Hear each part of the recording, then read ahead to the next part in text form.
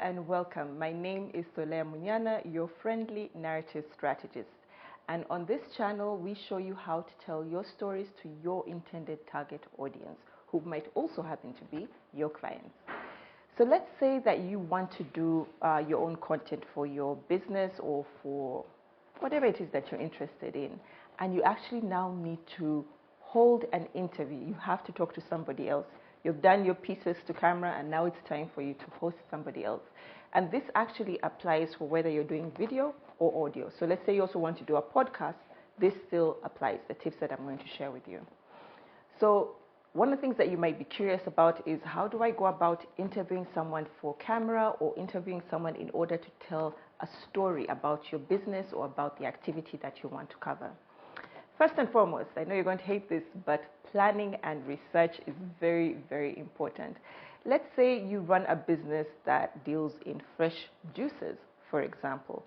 So your business is about fresh juices and you want to talk about your story, but you've already done your piece. Now it's time for you to interview somebody else.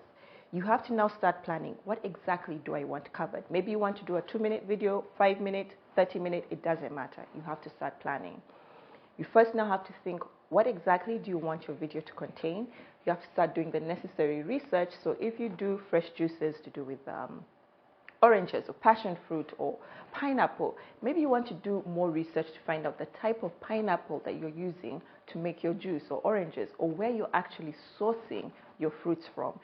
Doing all of this research helps you put up a really cool story that your audience will actually enjoy listening to. If it's your target audience, that's what they want to know. Where exactly are you getting these fruits from? How are they grown? Are they organic? These are all the things that you can include in your planning and your research.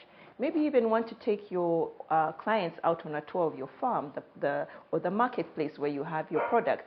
This is somewhere you can actually start thinking about, what exactly do I want to include in this video and what do I want to leave out?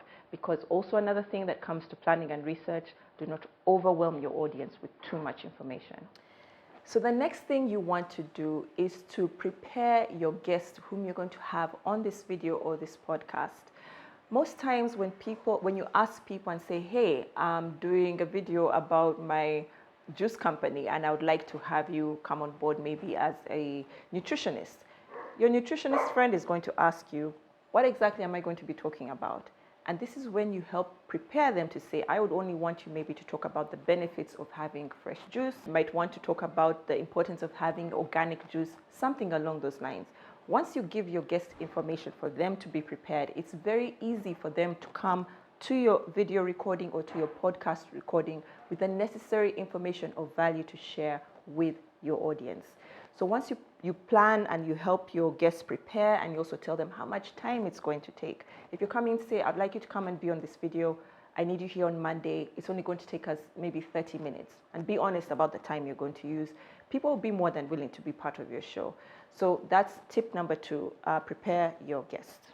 Another thing that you'd like to actually put into consideration is the look and feel of your show, your podcast recording, whatever it might be.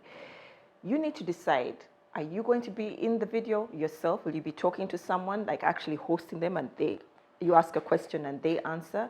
Or are you going to be off camera? If that's going to be the case, then you can plan alongside your team how you can make sure that you have quality work that's recorded. For example, if you plan to be off camera, your voice will not be heard. That's just how it is, because people wonder, who's talking off camera that they can't see? That would be the question. Who's the other person that we can't see who's talking? So if you want to have only the guest on the show actually feature, you will be off camera asking them the questions, and in that way you'll be able to create the show that you want. If you do want to be on the show, to be in the video, you of course have to make sure you're well dressed for it, you're able to interact with your guests so that they can engage with you and it can be an actual conversation that you're having. The next tip is to take your time and do not rush. I cannot tell you how many times I've been listening to a podcast, and before the person has finished answering the question that has been asked, the next question is already coming in. It can be very frustrating for those who are listening to you to say, why aren't you letting your guest finish? Well, I didn't quite hear the end of that answer. But on your side as the host, you might feel that I only have 10 minutes to do this show, therefore I have to rush through it. I would say take your time. Let your guest finish their thoughts and just even take a pause in between, maybe a couple of seconds, and can be anywhere between 3 to 5 seconds before you ask your next question. And also to make your guest comfortable to start giving you the information that you require. By not rushing your guest, you put them in a state of, what could I call it?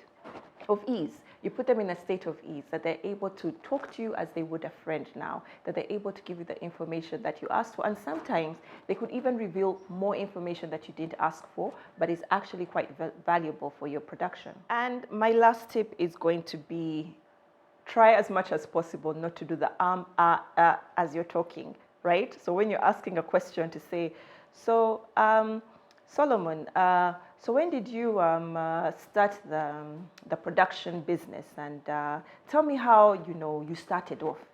You see, all of that can be quite irritating and very hard for an editor to edit out. If anything, they won't be able to edit it out. So just make sure when you're asking your questions, you've noted them down. You can actually glance at them and say, so Solomon, how did you start the production business? And you can just leave it at that without you going, maybe someone has told you that is relatable. It makes you seem a little more real.